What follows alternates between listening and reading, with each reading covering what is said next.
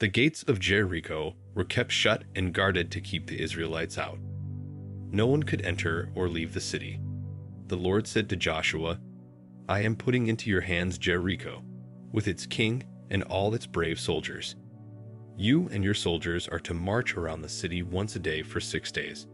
7 priests, each carrying a trumpet, are to go in front of the covenant box. On the 7th day, you and your soldiers are to march around the city 7 times while the priests blow the trumpets. Then they are to sound one long note. As soon as you hear it, all the people are to give a loud shout, and the city walls will collapse. Then the whole army will go straight into the city." Joshua called the priests and told them, "Take the covenant box, and 7 of you go in front of it, carrying trumpets." Then he ordered the people to start marching around the city, with an advance guard going on ahead of the Lord's covenant box. So, just as Joshua had ordered, an advance guard started out ahead of the priests who were blowing trumpets. Behind these came the priests who were carrying the covenant box, followed by a rear guard. All this time the trumpets were sounding. But Joshua had ordered the people not to shout, not to say a word until he gave the order. So he had this group of men take the Lord's covenant box around the city one time.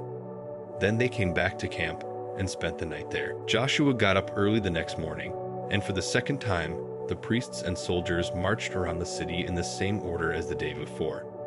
First, the advance guard. Next, the 7 priests blowing the 7 trumpets. Then, the priests carrying the Lord's covenant box. And finally, the rear guard. All this time, the trumpets were sounding. On this second day, they again marched around the city one time and then returned to camp. They did this for 6 days. On the 7th day, they got up at daybreak and marched 7 times around the city in the same way. This was the only day that they marched around it 7 times. The 7th time around, when the priests were about to sound the trumpets, Joshua ordered the people to shout, and he said, "The Lord has given you the city. The city and everything in it must be totally destroyed as an offering to the Lord. Only the prostitute Rahab and her household will be spared, because she hid our spies. But you are not to take anything that is to be destroyed. If you do, you will bring trouble and destruction on the Israelite camp. Everything made of silver, gold, bronze, or iron is set apart for the Lord. It is to be put in the Lord's treasury." So the priests blew the trumpets. As soon as the people heard it, they gave a loud shout, and the walls collapsed. Then all the army went straight up the hill into the city and captured it. With their swords, they killed everyone in the city, men and women, young and old.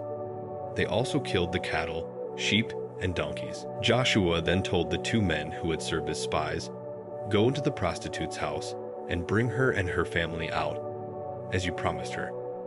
So they went and brought Rahab out, along with her father and mother, her brothers, and the rest of her family. They took them all, family and slaves, to safety near the Israelite camp.